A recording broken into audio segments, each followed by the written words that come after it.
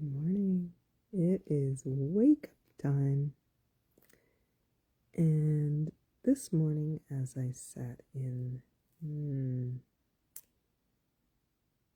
it's a very deep meditative space. So coming back out of it at this point, feeling chilled, cold, so I've got extra layers. And part of coming out was watching a video from Japan on restoration master, so with items of pottery. So there was a commission to restore a teapot that had originally been through the process of a kintsugi, which is to use the gold and the metal to kind of inlay in the cracks. It adds beauty and still keeps a level of form and function to the piece. And there was also a vase in which had fallen and broken, and they wanted it to be put together, but not just put together, but it looked as though it was also through the process of kintsugi. But to clean it up and to restore it to its original style and form. And it just gave me such a spiritual insight into the choices between accepting ourselves or going through the detail and process of restoration of ourselves.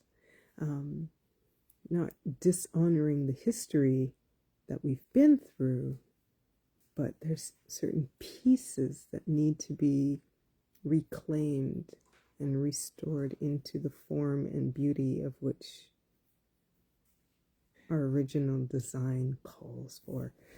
And so it also brought to mind that I have a piece in which I originally thought I wanted to enjoy it going through the kintsugi process, because in my mind, or maybe it was, I do remember being able to really hitch on the crack that was in it. I believed it was a lot bigger, but looking back on my piece, so this is a piece, this original piece of Japanese fine china.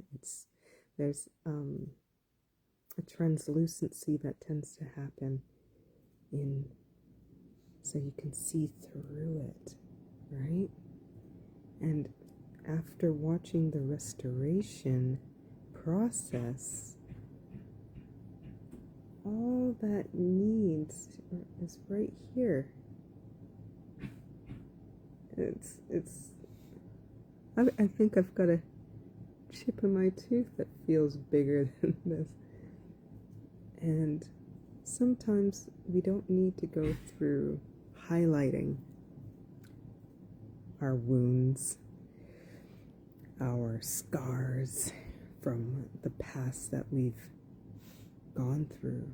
Sometimes just in knowing that we've gone through a process, through the use in our lives, and what that's kind of shaped into us, added to our story. Maybe it's just enough for us to know, and then to share as a tool to help others, as opposed to highlighting it and displaying the scar and having people align with the scar and sharing in the grief and the pain and the struggle of the scar, and not in how to restore function and use to our lives. Function of the teapot still being able to be used mindfully or the teacup, right? Teacup bowl.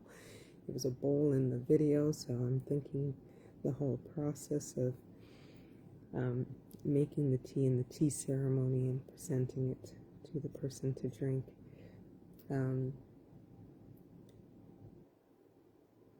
But what mindfulness do you bring to the use of the container? What mindfulness? Yes, you're aware of the scar or the wound, but how are you continuing to use the container in a way that adds value into your lives, into the lives of those around you, being able to serve up to others the gift from the knowledge in your use.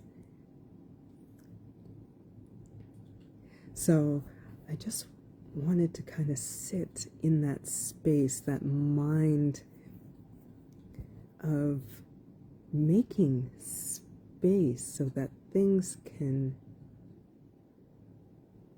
not so much the wound be highlighted, as in kintsugi, but the whole piece sit in a space around it with a knowing that yes, it may have been here for a while and gone through a process, a few chips and bruises and nicks, and it can still be fully appreciated as it is and still useful for service. So I offer that space to you now. Are there areas in your environment that could use clearing, that could use decluttering, that could use the gift of space to highlight things that are in that area, that are meant and being used for good use and continued service in your life? Is there wounds and scars in your mind, in your story, in your perception that are keeping you from focusing on the whole of your life, of your day, of your value, that you can give space to? Less focus on the wounds and the scars, honoring them as a part of the whole useful container that brings forth a good service. So, just a little food for thought. I'm going to go and put my teacup back on its shelf and make myself a cup of tea, and I pray you have a great Sunday. Take care.